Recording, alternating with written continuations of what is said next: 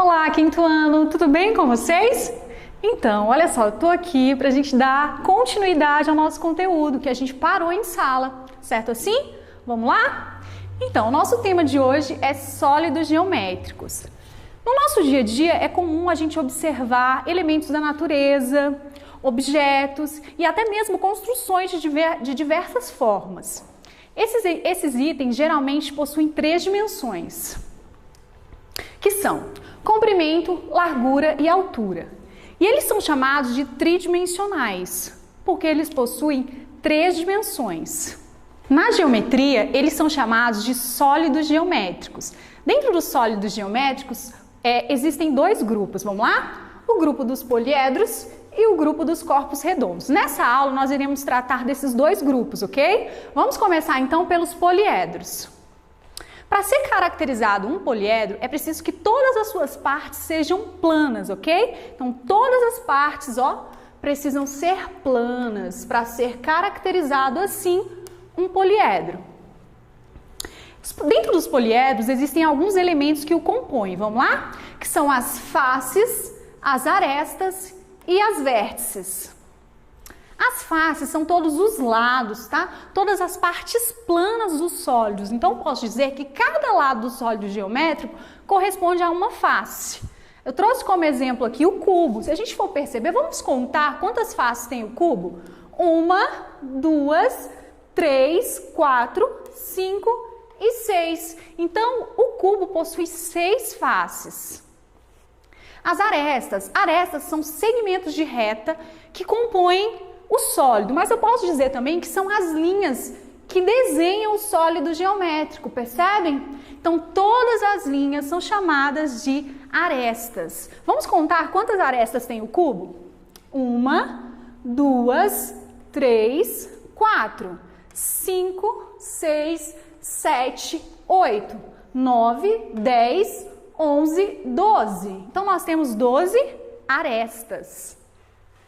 Vértice. Vértices são os pontinhos que interligam todas as arestas. Mas eu posso dizer também que são as quinas do sólido geométrico. Cada quina possui uma vértice, ok? Vamos contar quantas vértices tem o cubo? 1, 2, 3, 4, 5, 6, 7, 8. Então, o cubo possui 8 vértices. Para saber se vocês realmente estão assimilando o que eu estou falando, eu trouxe uma atividade aqui para que a gente possa fazer junto. Tente aí de casa responder antes que eu dê a resposta, tá bom? Assim você pode conferir se você realmente está aprendendo. A princípio, nós temos aqui uma pirâmide de base triangular. E nós vamos contar quantas faces, quantas arestas e quantas vértices ela possui. Vamos começar com as faces. Quantas faces possui? Vamos contar? 1, 2, 3, 4, ou seja, a pirâmide possui 4 faces. Vamos contar as arestas. A gente já sabe que as arestas são as linhas que desenham o sólido. Então, vamos lá? 1, 2, 3, 4, 5 e 6. Então, nós temos 6 arestas. Vocês estão conseguindo aí de casa? Espero que sim. Agora, vamos contar o número de vértices. Vértices são os pontinhos que interligam as arestas ou a quina, tá? Cada quina do sólido. Então, vamos lá.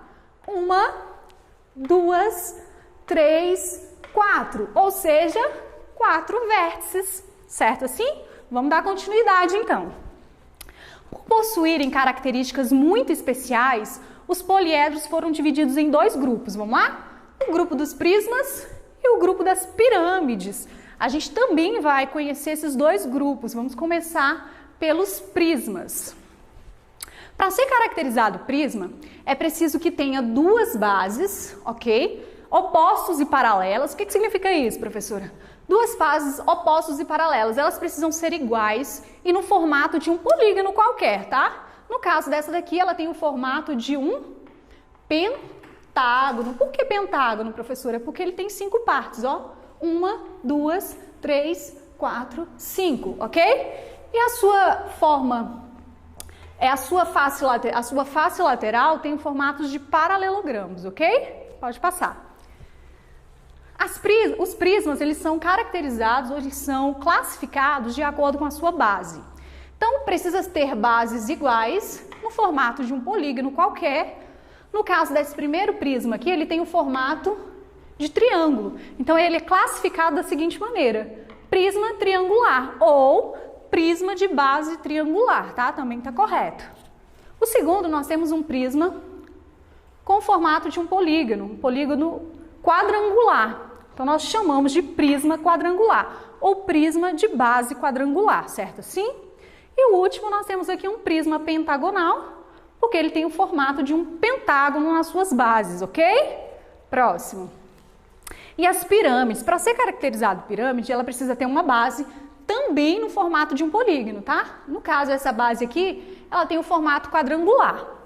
E uma coisa que ela possui também é um único vértice comum, ó. Ele é comum com todas as suas faces laterais. E as suas faces laterais têm formato de triângulo. Então, é muito fácil você distinguir o que é um prisma e o que é uma pirâmide, tá? Pode passar. As pirâmides, elas também são classificadas de acordo com a sua base. Nós temos aqui a pirâmide de base triangular, porque a sua base tem o formato de um polígono triangular, tá? Nós temos a pirâmide de base quadrangular, porque a sua base tem o formato quadrangular. Pirâmide de base pentagonal, porque a sua base tem o formato de um pentágono. E temos a pirâmide de base hexagonal, porque a sua base tem o formato de um hexágono, ou seja, possui 6 partes, ok? Pode passar. Mas como é que a gente vai diferenciar uma pirâmide de um polígono?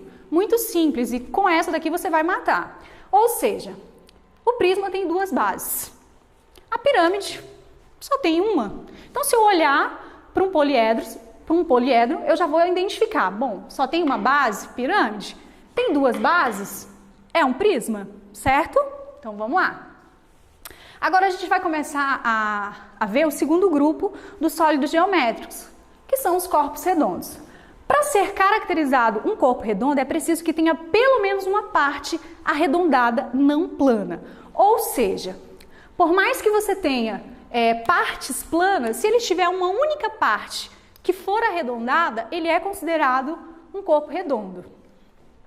E aí nós temos 3 principais corpos redondos, que é o cilindro, o cone e a esfera. E nós vamos ver cada um deles, tá? Vamos analisar as suas formas. O primeiro, nós temos o cilindro. Ele tem 2 bases planas. Aí a criança pensa, bom, mas se ele tem base plana, eu vou caracterizar ele como um poliedro. Ó, de forma alguma, porque para ser poliedro é preciso que todas as suas partes, sem exceções, sejam planas. E o cilindro, ele tem a sua superfície lateral arredondada, certo assim? Então, vamos lá.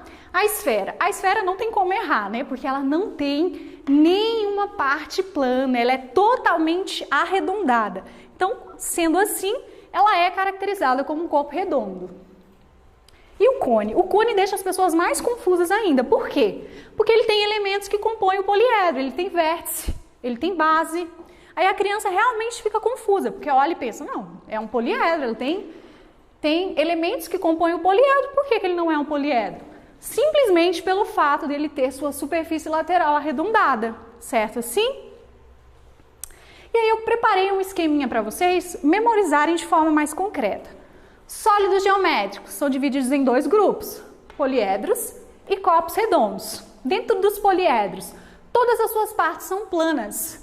Corpos redondos, pelo menos uma parte precisa ser arredondada, tá?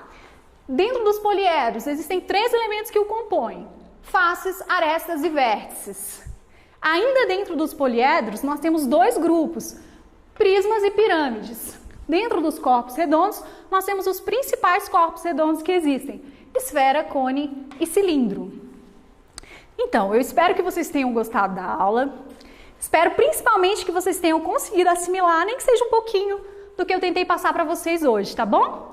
Preparei uma atividade, já está no e-mail, vocês podem pedir para os pais de vocês imprimirem, tá? Para que vocês possam testar o conhecimento de vocês em casa, certo assim? Então tá bom. Um beijão e até a próxima.